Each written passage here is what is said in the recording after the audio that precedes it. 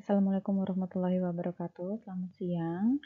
Kali ini saya akan menjelaskan tentang tipe-tipe kepemimpinan dengan tokoh terkenal yang saya ambil yaitu Ibu Tri Risma hari ini. Terdapat 8 gaya kepemimpinan yang akan saya jelaskan satu persatu, yaitu yang pertama kepemimpinan demokratis dengan karakteristik utama melibatkan anggota tim dalam pengambilan keputusan, menghargai input dan kreativitas dari bawahan, serta mendorong partisipasi aktif dalam proses manajemen.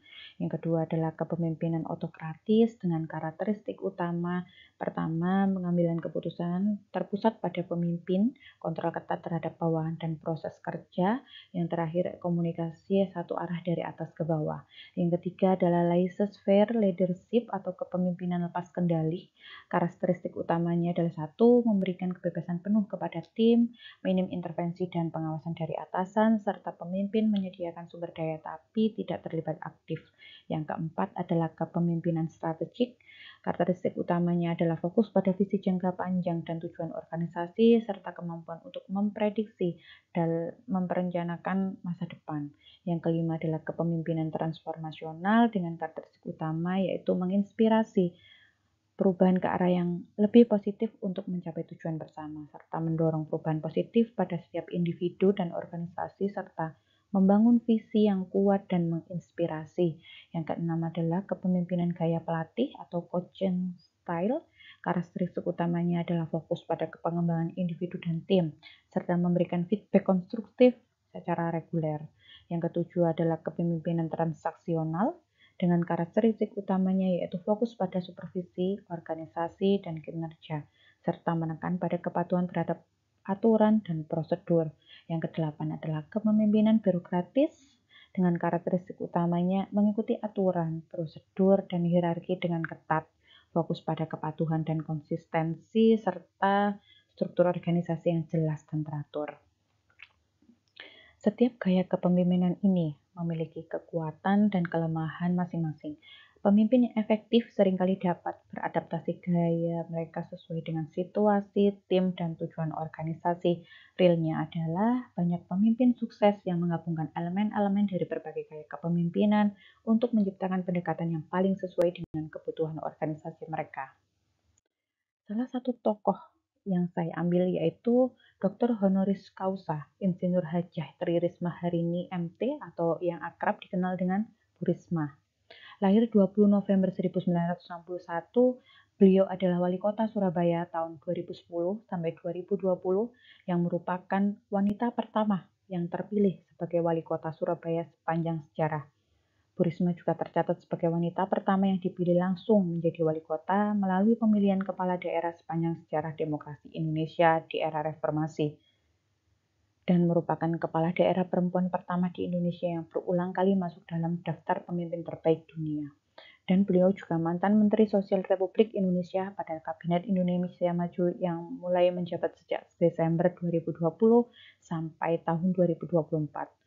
Beliau dikenal dengan gaya kepemimpinan yang demokratis, yaitu gaya kepemimpinan yang melibatkan partisipasi anggota tim, mendorong kreativitas, menghargai masukan dari bawahan, dan memberdayakan anggota tim untuk berkontribusi penuh dalam proses pengambilan keputusan.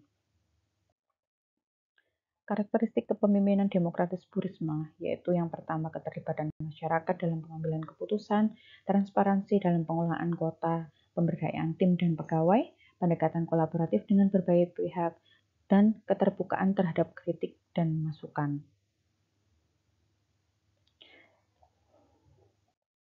Contoh konkret kebijakan dan program di masa Bu Risma adalah revitalisasi taman kota dengan partisipasi warga, program pengentasan kemiskinan berbasis pemberdayaan, penanganan banjir dengan melibatkan masyarakat, dan inovasi pelayanan publik melalui e-government. Serta dampak kepemimpinan Bu Risma adalah yaitu meningkatkan partisipasi warga dalam pembangunan kota. Dibuktikan dengan meningkatnya kesadaran dan keterlibatan warga dalam pembangunan kota serta terbentuknya berbagai komunitas warga yang aktif dalam isu-isu perkotaan. Yang kedua adalah efisiensi dan efektivitas pemerintahan yang dibuktikan dengan meningkatnya kualitas pelayanan publik berdasarkan feedback langsung dari masyarakat. Yang ketiga adalah Surabaya menjadi model kota cerdas dan berkelanjutan di Indonesia dan mendapatkan penghargaan nasional dan internasional untuk inovasi perkotaan, yaitu Kota Surabaya berhasil meraih 7 kali Piala Adipura berturut-turut sejak tahun 2011 sampai dengan 2017 dalam kategori kota metropolitan. Yang terakhir adalah pemberdayaan masyarakat, dibuktikan dengan meningkatnya kapasitas masyarakat dalam memecahkan masalah lokal. Yang membuat semakin kagum dengan sosok Bu Risma yaitu memiliki segudang prestasi selama memimpin kota Surabaya, baik untuk individu maupun untuk kota Surabaya sendiri, yaitu yang pertama masuk dalam 10 wanita paling inspiratif tahun 2013 hingga dapat Ideal Mother Award. Beliau masuk dalam majalah Forbes dalam kategori 10 perempuan inspiratif di dunia, serta menyandang penghargaan Ideal Mother Award dari Islamic Educational Scientific and Cultural Organization di tahun 2016. Yang kedua adalah mendapat penghargaan Innovative City of the Future di London. Bu Risma mendapat penghargaan bergengsi dari London Summit Leader dalam kategori Innovative City of the Future. Saat itu, Surabaya jadi satu-satunya kota perwakilan dari Indonesia. Yang ketiga adalah mendapat gelar Dr. Honoris Causa, yaitu dari Tomyong University Busan Korea Selatan. Gelar tersebut diberikan sebagai bentuk penghargaan atas profesionalisme dan dedikasi Wali Kota Bu Risma dalam bidang arsitektur. Yang keempat adalah menerima penghargaan Bung Hatta Anti Corruption Award. Ibu Tri Risma hari ini dikenal dengan sosok yang tegas melawan tindakan korupsi. Berkat kerja keras beliau mendapatkan penghargaan Bung Hatta Anti Corruption Award tahun 2015 melalui inovasi aplikasi procurement atau lelang pengadaan barang elektronik. Lelang tersebut berjalan secara transparan tanpa adanya gratifikasi. Tri Risma hari ini menunjukkan karakteristik pemimpin demokratis yang kuat melalui pendekatan yang partisipatif, transparan, dan berorientasi pada pemberdayaan. Gaya kepemimpinan beliau telah berkontribusi pada transformasi Surabaya menjadi kota yang lebih livable dan inovatif, serta meningkatkan partisipasi aktif warga dalam pembangunan kota.